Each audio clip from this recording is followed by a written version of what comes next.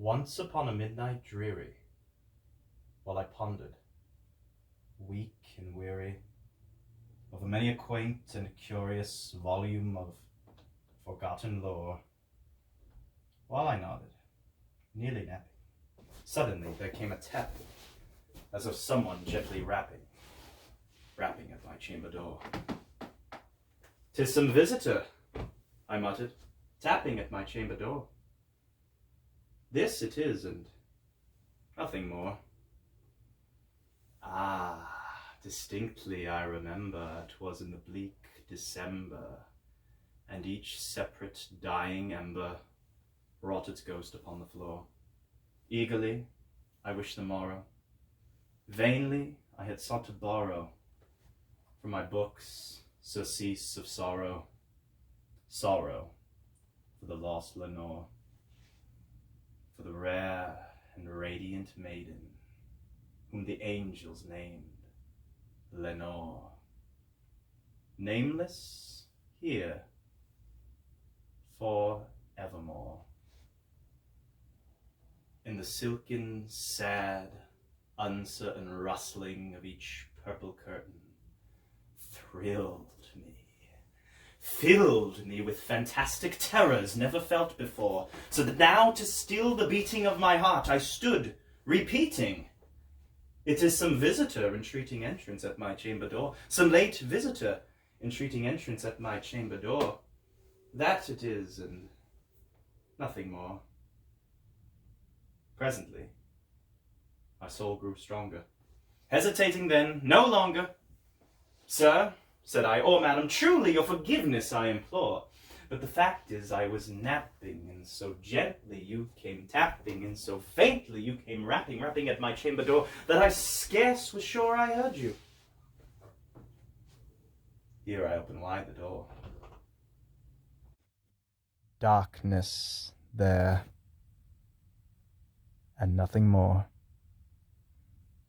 Deep into that darkness peering, long I stood there, wondering, fearing, doubting, dreaming dreams no mortal ever dared to dream before.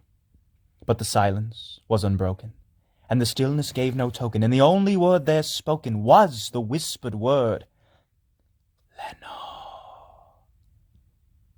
This I whispered, and an echo murmured back the word, "Lenore."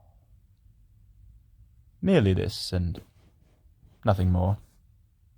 Back into that chamber turning, all my soul within me burning. Soon again I heard a tapping, somewhat louder than before.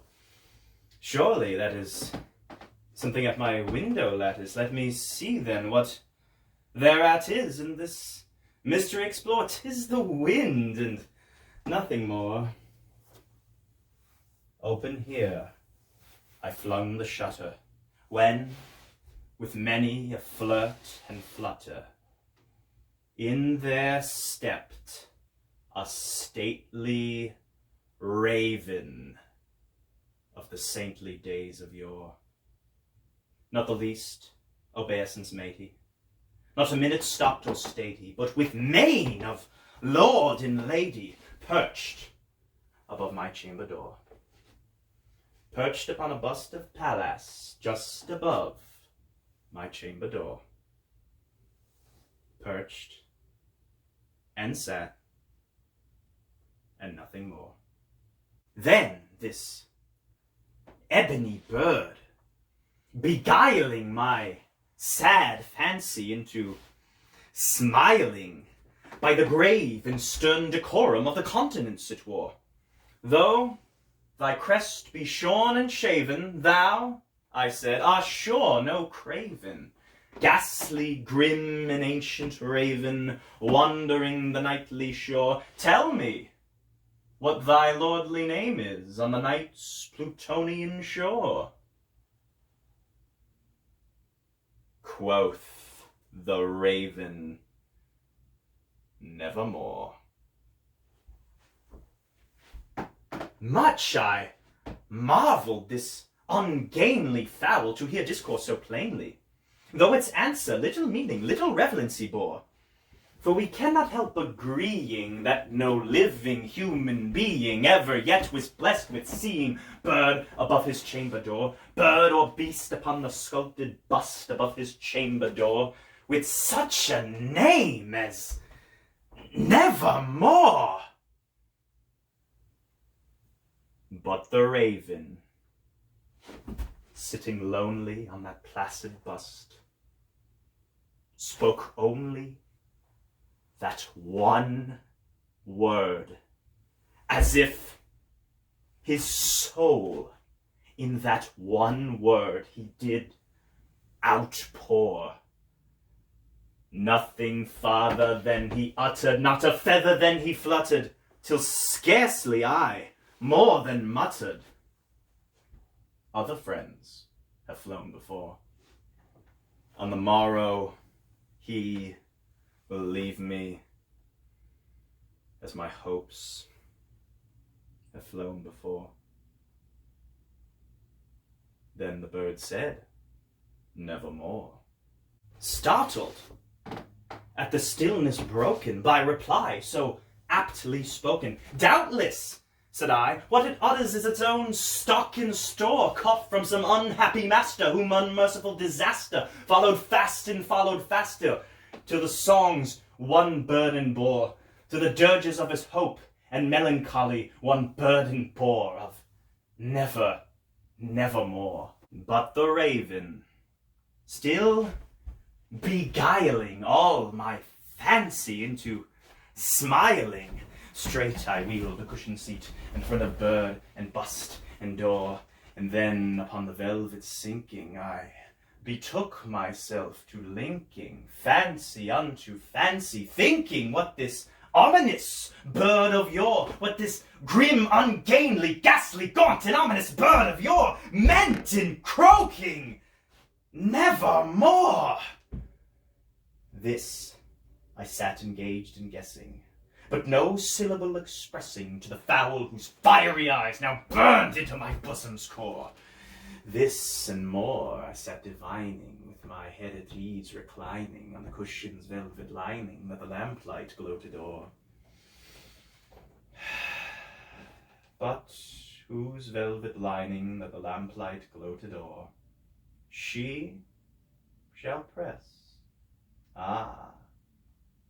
nevermore. Then methought the air grew denser, perfumed from an unseen censer, swung by seraphim whose footfalls tinkled down the tufted floor. Wretch, I cried, thy God hath lent thee. By these angels he hath sent thee respite in nepenthe from thy memories of Lenore. Quaff, oh quaff this kind nepenthe, and forget this lost Lenore. Quoth the raven, Nevermore. Prophet, said I, thing of evil, prophet still, if bird or devil, whether tempter sent, or whether tempest toss thee here ashore, desolate yet undaunted, on this desert land enchanted, on this home by horror haunted. Tell me truly, I implore, is there balm in Gilead? Tell me, I implore. Quoth the raven, Nevermore. Prophet, said I, thing of evil, prophet still, if bird or devil, by the heaven that bends above us, by the God we both adore, tell this soul with sorrow aiden, if within the distant Aden it shall clasp a sainted maiden, whom the angels name Lenore, clasp a rare and radiant maiden, whom the angels name Lenore. Quoth the raven, Nevermore. Be that word our sign of parting, bird or fiend, I shrieked upstarting, get thee back into the tempest and the night's Plutonian shore. Leave no black plume as a token of that lie thy soul hath spoken. Leave my loneliness unbroken, quit thy bust above thy door. Take thy beak from out my heart, and take thy form from off my door. Quoth the raven, nevermore. And the raven, never flitting, still is sitting on the pallid bust of Pallas, just above my chamber door. And his eyes have all of the seeming of a demon's that is dreaming, and the lamplights gloating o'er him streaming, throws his shadow upon the floor, and my soul from out that shadow that lies floating on the floor shall be lifted nevermore.